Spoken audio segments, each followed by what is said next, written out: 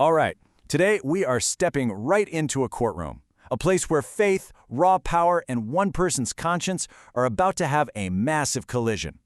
We're going to be exploring a really harrowing scene from George Bernard Shaw's masterpiece, St. Joan. And wow, with those chilling words from the accused herself, we get right to the absolute heart of this story. See, this isn't just about whether she's guilty or innocent. It's about the danger of telling a truth that's just too big, too radical for the world to handle. So let's set the scene. It's Rouen Castle, a bright, sunshiny morning on May 30th, 1431. But trust me, that beautiful day is a total contrast to the darkness that's about to go down inside those walls. I mean, just try to imagine it. You're 19, you're in chains, and you are facing off against the single most powerful institution in the entire world. The stakes, they literally could not be higher. This is a fight for her soul, and her life is hanging by a thread. Okay, so before we really dive into the trial, we need to get a handle on the person at the center of it all. Who exactly was this girl, and how in the world did she end up here, defying a whole court of powerful men? Well, her name was Joan, a peasant girl who truly believed she was on a mission from God.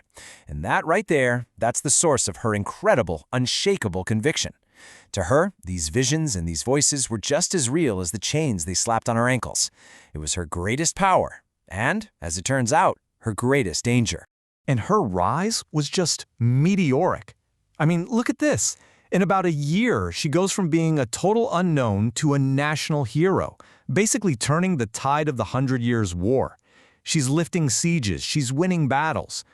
But all that success, it puts a huge target on her back. And in 1430, she's captured. Her fall is just as fast as her rise. So, let's get back to that courtroom. You have to understand, it wasn't just Joan on trial here. It was her entire way of thinking. Her claim that she could talk directly to God, that was a massive threat.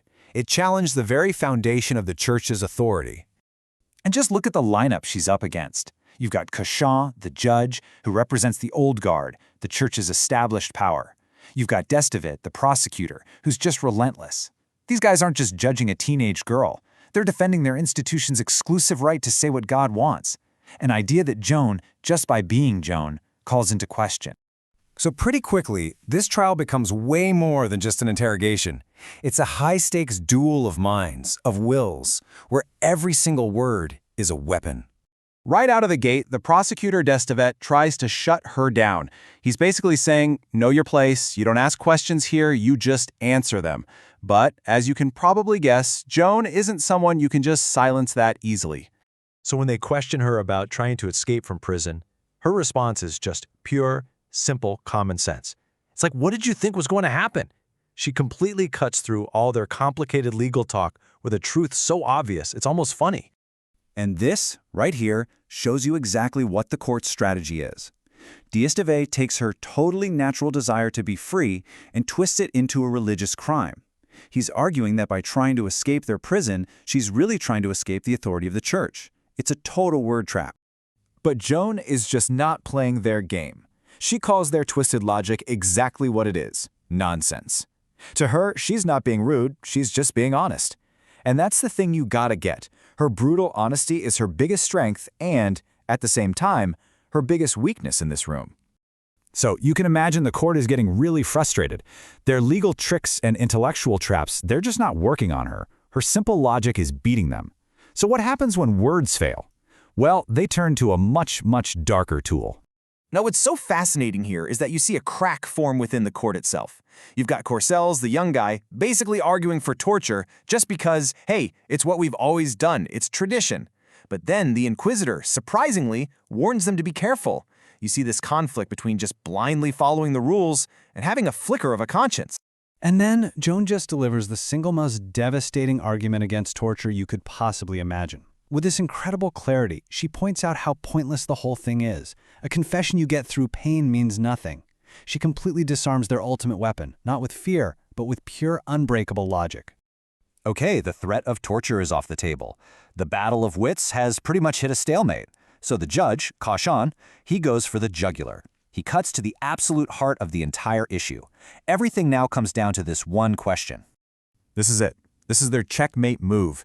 He's asking her, will you submit to us? Will you put the authority of this court, the church on earth, above your own gut feeling, above those voices you say you hear? Her life, her soul, it all depends on this answer. And there it is, her answer. At first, it sounds like she's caving, but then she adds that one little condition. Provided it does not command anything impossible. And what's the one impossible thing? For her to say her voices aren't real, to deny her God. And in that one quiet little phrase, she puts her own conscience above the institution. And that, right there, seals her fate.